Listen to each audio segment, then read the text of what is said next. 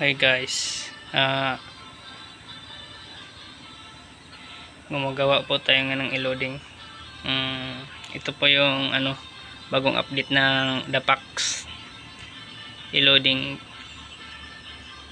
Ito po, ang ganda ng ito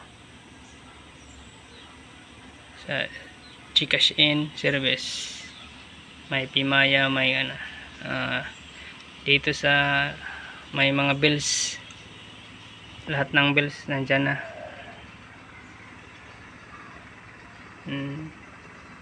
Electric bills, telecom, may PLDT.